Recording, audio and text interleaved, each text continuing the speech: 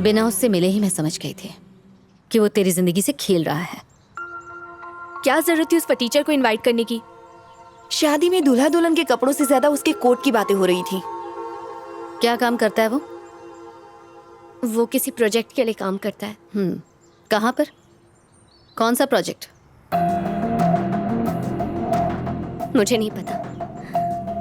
तेरा ये जो सो कॉल्ड बॉयफ्रेंड है, इसके बारे में तुझे ये तक नहीं पता कि वो क्या काम करता है? पूछ लेती हूँ उससे।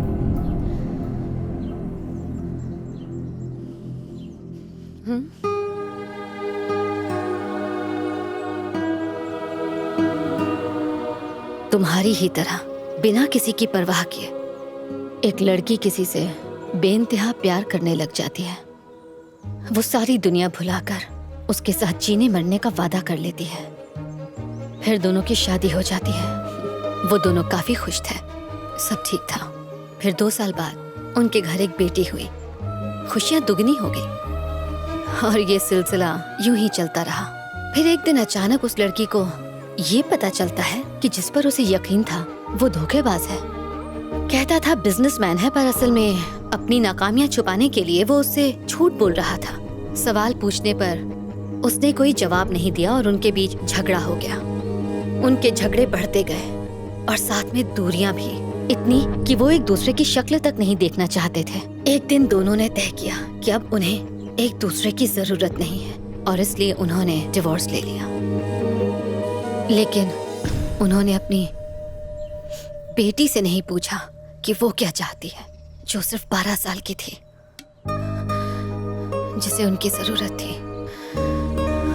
उसकी दुनिया उजड़ चुकी थी।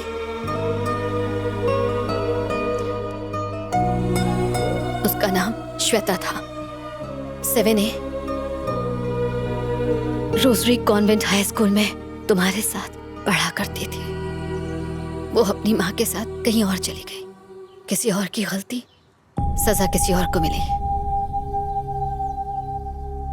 तुम वाकई बहुत भोली हो लहरी, बहुत जल्दी भरोसा कर लेती हो और वो तुम्हारे इसी भोलेपन का फायदा उठा रहा है। I am sure he is not the right choice for you. मुझे गलत मत समझना लहरी, बाद में तकलीफ झेलने से अच्छा है कि समय रहते अभी से संभल जाओ। बेहतर होगा उससे रिश्ता तोड़ लो।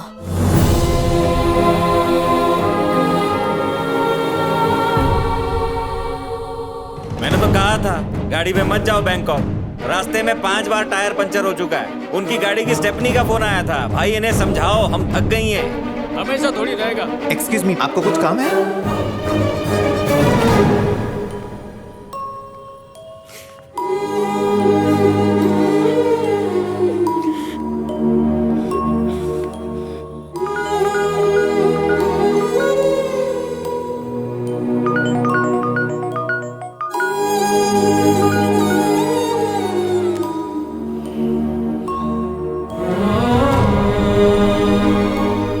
लहरी,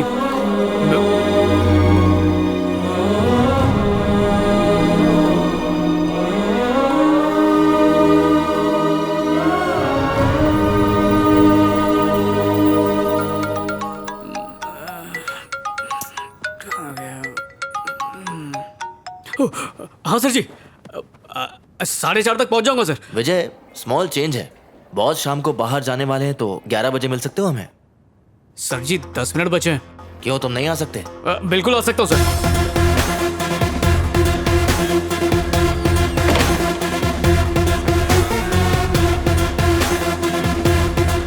मेरे बेटे ने कल ही ये फोन खरीदा है। पैसे थोड़ा महंगा है, लेकिन जब बेटा सक्सेसफुल हो तो ये मामूली बात है। अगर विजय को सक्सेसफुल बनाना है तो उस पर जरा जोर डाला करो। All the best. थैंक्स पापा जी। फुल जोर डाल दिया ना?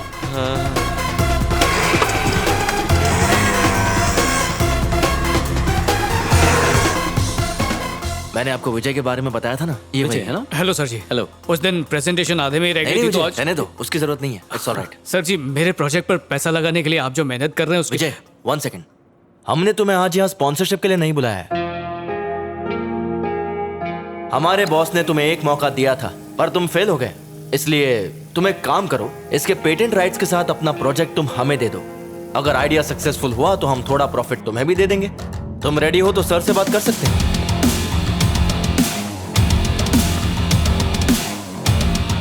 सर मैं ये कह रहा था कि ये क्या है भरत? ये भीख में कपड़े मांग कर टहलने आया है क्या? ये तुम्हें टूरिस्ट ऑफिस लग रहा है? हाँ? ओए भिखारी वो होता है जो दूसरों के टुकड़ों पर पलता है, जैसे कि तू। दूसरों के आइडिया चुराने वाले चोर। ए, जबान संभाल के बात कर। ओए तुझसे तो बात ही नहीं करनी है, बात तो दुनिया करेगी मेरे ऐप के बारे में, तब तू जबान संभाल के बात करेगा। इस फ्रॉड से मिलवाने के लिए तुमने मेरी नींद खराब की। ए, तुझे अंदाजा नहीं तू किससे बात कर रहा है? मुझे ये अकड़ मत दिखाना। तुझे अंदाजा नहीं है कि मैं कौन हूँ। आइंदा जो भी बात होगी पहले फोन पे बता देना। फालतू लोगों के लिए मेरे पास टाइम नहीं है।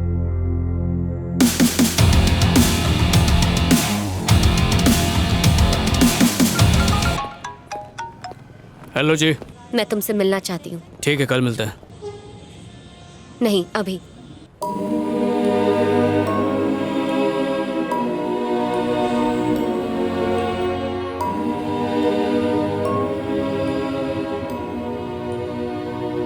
मैंने तुम्हारे बारे में सोचा और बहुत सोचने के बाद मुझे ऐसा लगा कि तुम मेरे लिए सही नहीं हो। यहाँ रहकर मैं तुम्हें भुला नहीं पाऊंगी, इसीलिए मैं इस शहर से दूर जा रही हूँ। मेरे अंदर इतनी हिम्मत नहीं है कि मैं तुम्हें एक और मौका देकर खुद को एक बार फिर से सबके सामने गलत साबित कर दूं। तुमने कहा था तुम प्रोजेक्ट पे काम करते हो, लेकिन तुम्हें टीवी रिपेयरिंग की शॉप पर देखकर मैं समझ गई कि तुमने झूठ कहा था। मैं नहीं चाहती तुम मुझे फिर से मनाओ और मैं फिर से तुम्हें मौका दूं ताकि तुम एक और झूठ बोल सको। नहीं चाहती हूँ कि हमारी शादी हो जाए और फिर मैं पूरी जिंदगी पछताती रहूं कि मैंने कितना गलत फैसला लिया है। उसके बाद सारी जिंदगी हम बस इस झूठे और बेमतलब प्यार को सबके सामने सच साबित करने के लिए एडजस्ट करते रहे। तो सब खत्म करते हैं।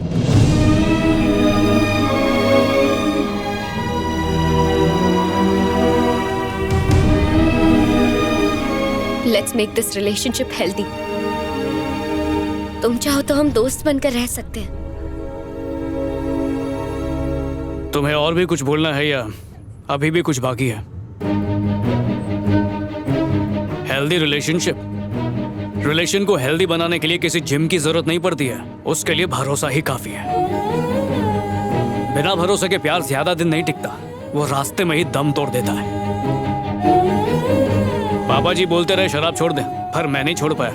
उस दिन तुमने गुस्से में बस एक बार कहा तो मैंने उसी दिन उसी पल से शराब छोड़ दी। प्यार एक तरह का स्टिकर है जो चिपक तो सकता है, लेकिन अगर तुम उसे निकालने की कोशिश करो तो वो उस जगह से निकल तो जाता है पर फिर कहीं नहीं चिपकता, निशान छोड़ जाता है हमेशा हमेशा के लिए।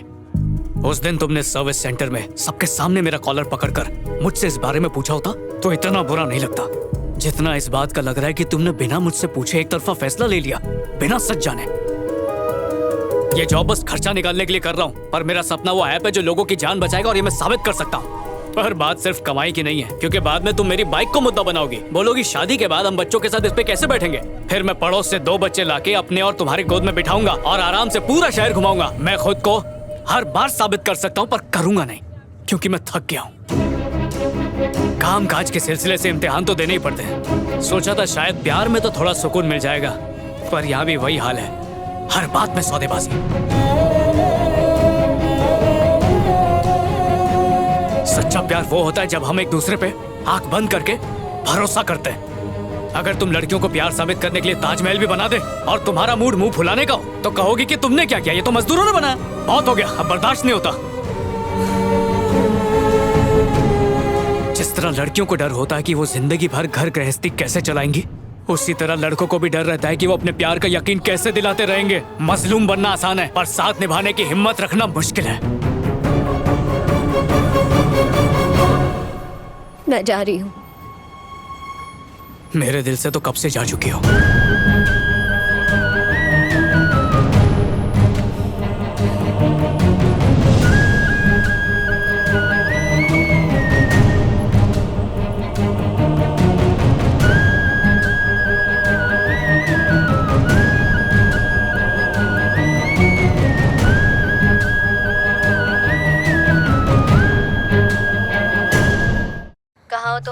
यहाँ दीदी के घर रहने आ गई हूँ। तुम ठीक हो?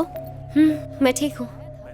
नई जगह, नई जिंदगी। तुम्हारे लिए यही ठीक है। फिर से उसे कॉल या मैसेज करके जिंदगी को उलझाने की जरूरत नहीं।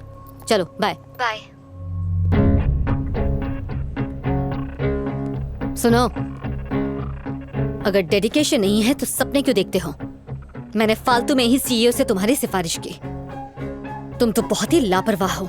सोशल मीडिया में टाइम पास के अलावा कभी मेल्स चेक करते हो? प्रोजेक्ट के लिए अप्रोच किया था, जब काम हो गया तो पलट गए। सब मेल चेक किए थे, लैपटॉप और फाइल के साथ वहां पर गया भी था। फिर हुआ क्या? हमेशा की तरह मुझे वहां से एक बड़े से नो के साथ बाहर फेंक दिया गया। तो एक काम करो कि रहने दो सोनियो, अपने सीईओ से मेरी सिफारिश करने के लिए थैंक यू। आपके सवालों के जवाब देने के लिए मेरे पास ताकत नहीं है, उसके लिए सॉरी। दोबारा कभी अपनी शक्ल मत दिखाना। आपकी मर्जी जी। इडियट।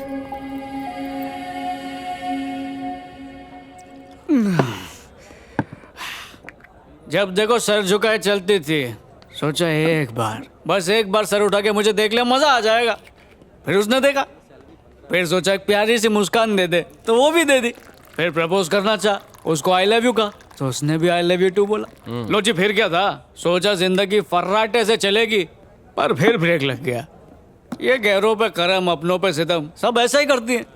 पहली बार प्यार हुआ था, मैं तो उसी में फेल हो गया क्लासमेट। ये जो प्यार मोहब्बत है ना, बालों की तरह ही होता है। अगर ये टिकना चाहे ना तो घटिया साबुन के बाद भी स्ट्रांग रहता है।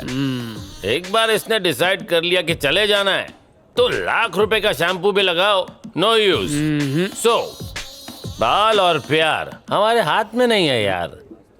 बोलती थी दाढ़ी बहुत सूट करती है, कभी मत निकालना, इसलिए ताकि जब तक साथ में रहो कोई और ना देखे और ब्रेकअप हो तो देवदास के नाम से हम बदनाम हो जाएं।